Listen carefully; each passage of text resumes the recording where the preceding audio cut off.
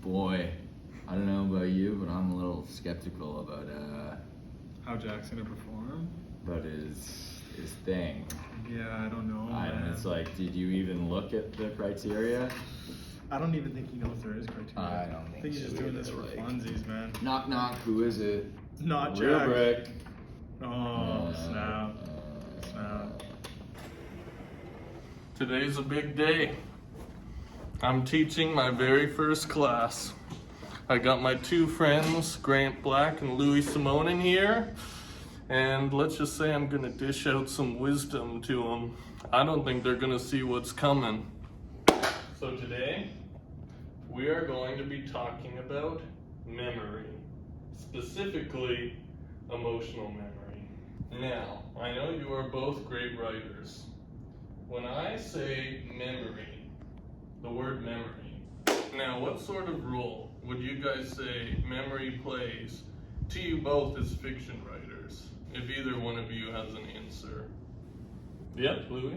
Well, I feel like if you're drawing from real world experiences and you want to do it justice in your fiction, you want to remember exactly how you felt and why you felt it and the processing behind it to make an interesting scene and not draw identically from the memory and be able to insert it into your story. That's a really interesting answer, actually. And that's kind of exactly where I was getting with this lesson. Because what I want both of you guys to do, because I think you can always tell when a piece of writing, even fiction, is genuine or not, right?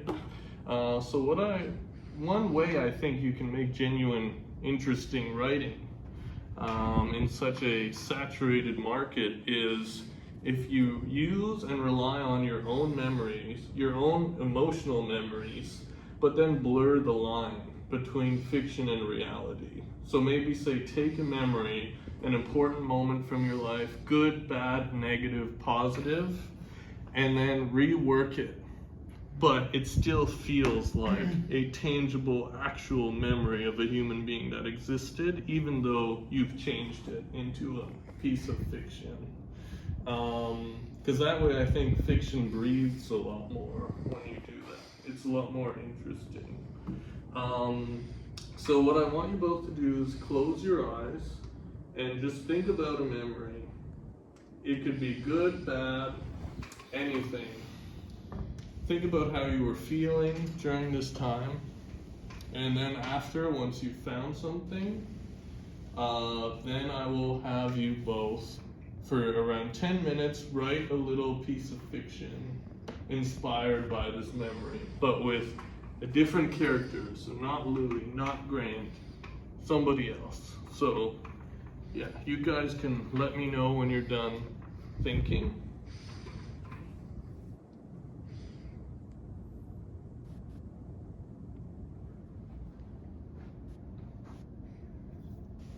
I've got it. I'm done. Give me silence, please. Okay, I'm done. Alright, so not comfortable, you don't have to, so yep. The time my dog ran away, and I was worried that it would run onto the street. Oh no. And how would you say how old were you? How were you feeling when this happened? I was 8 years old, and I was very scared because I wasn't allowed onto the streets, but I had to chase it to get my dog. I have to say, I'm excited to see where that goes. What about you, Louis? My memory is from us throwing the football in the field over there when it was sunset, and I just think it was a gorgeous moment after our Tuesday class, I believe, or late Thursday actually. That's awesome. And let's say there's a kind of whimsical feeling that comes from that. Sure. I like that. That's very much in touch with the Louis writing that I know. So, all right, I'll get you guys some pencils and some paper, give you a few minutes to write something down, and then we can reconvene in like 5 to 10 minutes and share. So, here you are, Grant. Thank you. Here you are, Louis. And yeah, have fun.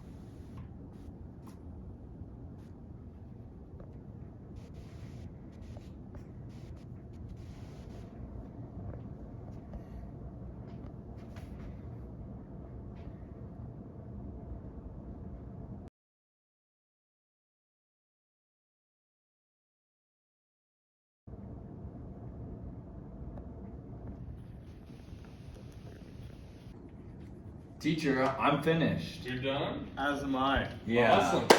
All right.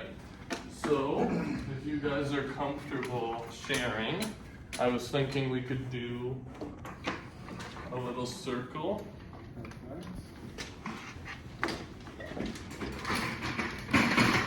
Okay, Grant's got his chair already, so. Okay. Now, I won't make anybody share because obviously this being a memory, it can be a personal thing, but if you're both comfortable sharing, Sure, I can share. yeah, go ahead. This is about my dog. He runs away from me as if my love was not enough, as if the danger we were both in was just some game. Through gardens and sprinklers and bike trails and parking lots that I myself was not allowed to be in. The dog I love runs away from me. Wow. Wow. I really like that actually. In the voice, I would say, like, serious talk.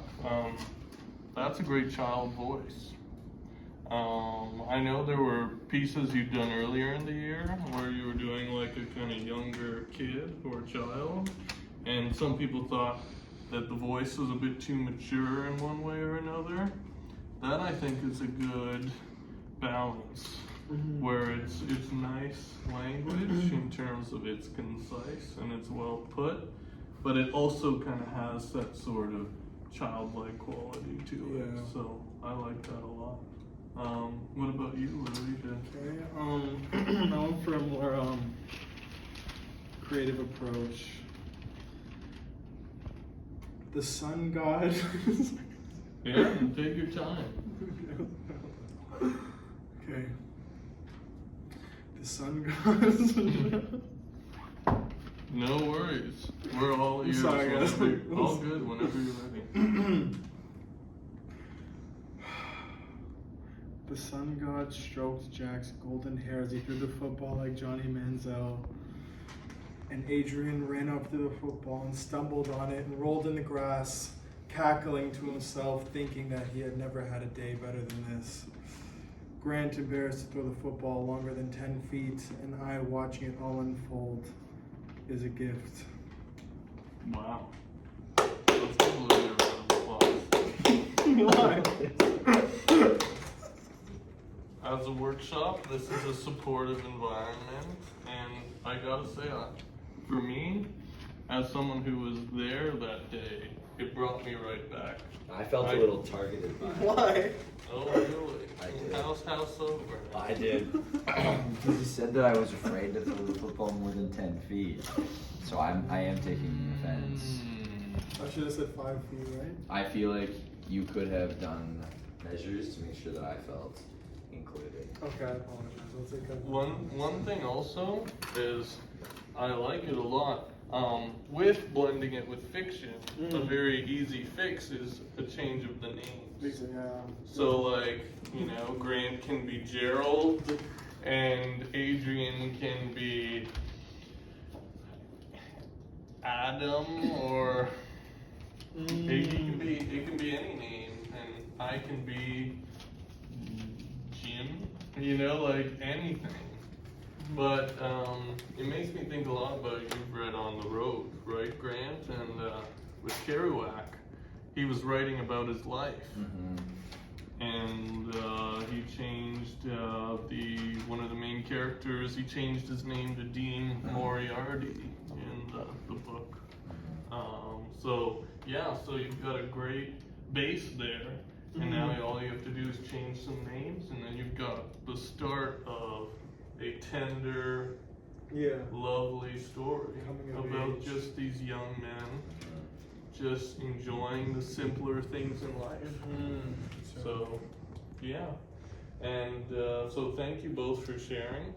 I really enjoyed hearing them, and obviously I hope that you both really expand on these and explore with them. And yeah, if there's anything you've learned, it's just that this can be a really effective way of just starting a new piece of fiction just like that, when you don't think you have any ideas. You know, you may not have an idea, but you've got experience.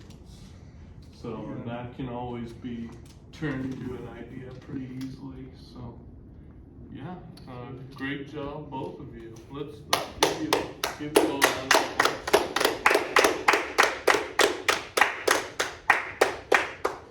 All right, class is adjourned. And remember the homework next week. And yeah. Didn't I email you for an extension? Right, you did. You did. Right. And I can extend another day or two.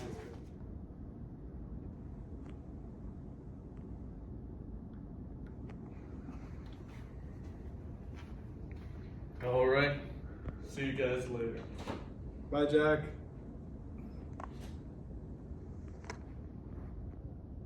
So, Grant, what'd you feel about Jack's lesson plan?